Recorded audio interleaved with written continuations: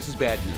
I got a thermometer in one of my bedrooms and it says 92 right now. As Colorado summers stay hotter for longer, we look at what's being done to help people stay cool. If you've grown up here where you can remember not needing air conditioning, like myself, but now I can't imagine, living without it. New details tonight into the raid of former President Trump's Mar-a-Lago estate. I personally approved the decision to seek a search warrant in this matter. How these legal cases could actually turn out to help Trump in the long run. Plus, we take you to UC Health Training Center 48 hours before the Broncos' first preseason game.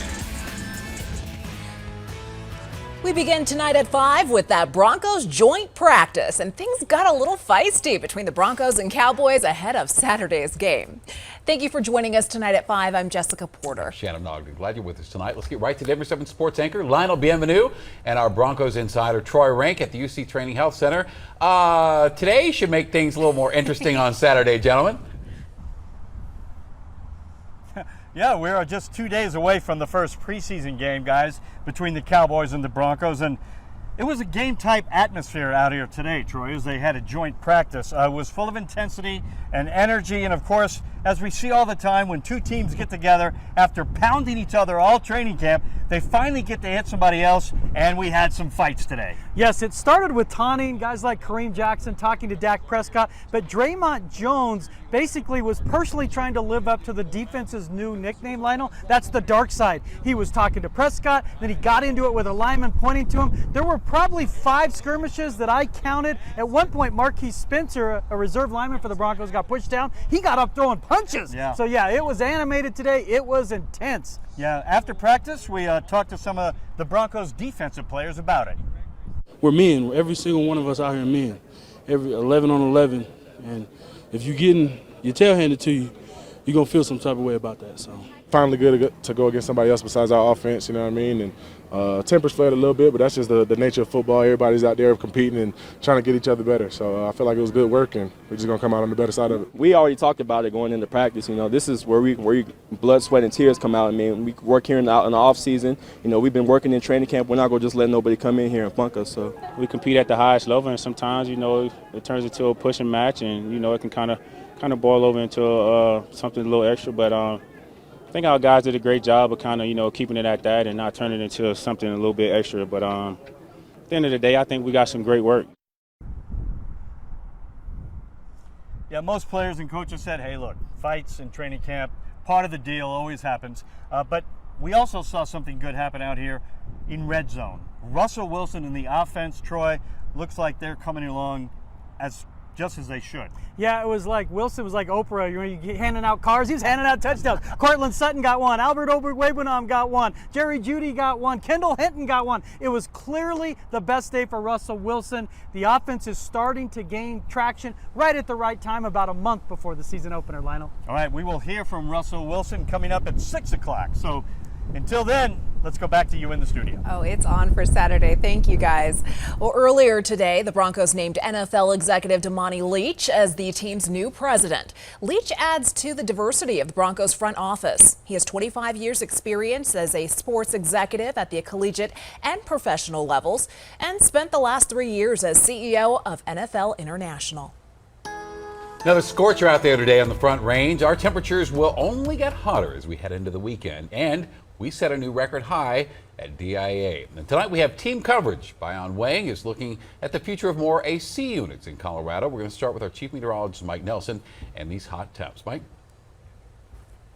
98 degrees today. That was a new record, beating 97 set just 2 years ago. And temperatures reached the upper 90s all across northeastern Colorado and out in western Colorado as well. As a matter of fact, right now, it's even hotter now at Greeley than it was last hour. So their high is now 99 degrees. And we see readings into the mid-90s out on the eastern plains. There are some storms, but they're doing something a little weird. They're moving actually from east to west because of very light winds aloft. And so these thunderstorms are moving backwards. There's a flash flood warning up on the Cameron Peak burn scar and a flash flood watch on the Grizzly Creek burn scar. This is the view currently up at Beaver Creek. There have been some showers up in the way in the Avon area. But Denver, those clouds, although some of the highest level clouds are spreading out off the mountains, the storms are actually backing up. Here are the headlines, and there's some good news.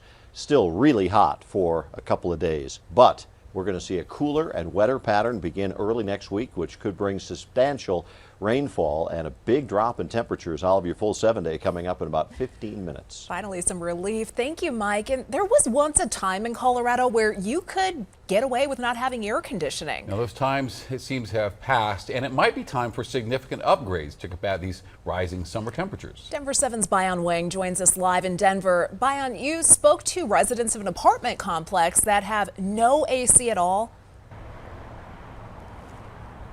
Yeah, Jessica, Shannon, that's exactly right. It's an absolutely huge nightmare here right now, okay? I was gonna come on TV and complain about how hot it feels, but I really can't complain at all considering what these folks are dealing with. We're talking no AC all summer long.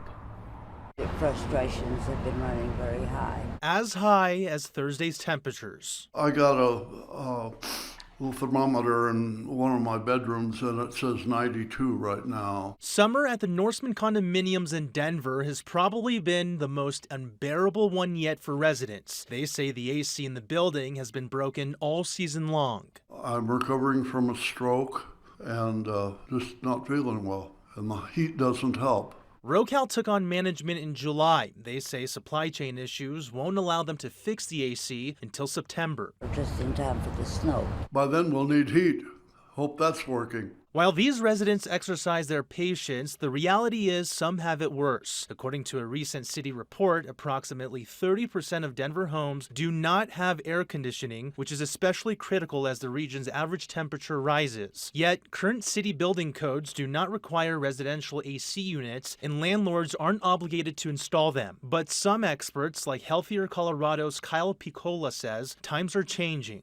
Colorado is in a time, if you've grown up here, where you can remember not needing air conditioning like myself. But now I can't imagine, living without it. He believes the city needs to reconsider its policies and start thinking about implementing cooling systems for everyone, but responsibly, as Sabrina Pacha with Health, Air, and Water Colorado points out. I think we need to be careful about how we go about that so that we are creating an energy efficient future for folks and not requiring folks to put on old window units onto apartments that will just exacerbate the problem in the long run. In a statement to Denver 7, the city states in part, for a jurisdiction to make AC units mandatory, they would have to make local amendments that are specific to their jurisdiction. The Denver Department of Health and Environment says they will review this matter the next time they revise the residential health regulations. Now, in the meantime, residents here just have to endure the heat. Those who can't afford a portable AC unit are just leaving the windows cracked for now. We're in Denver, Bayan Wang.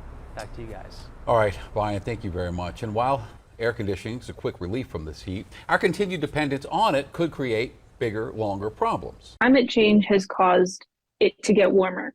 And as humans, our sort of best adaptation policy or action that we can take is to use air conditioning, cool our homes. And that in turn, depending on where you get your energy, which in the US is largely fossil fuels, leads to furthering climate change.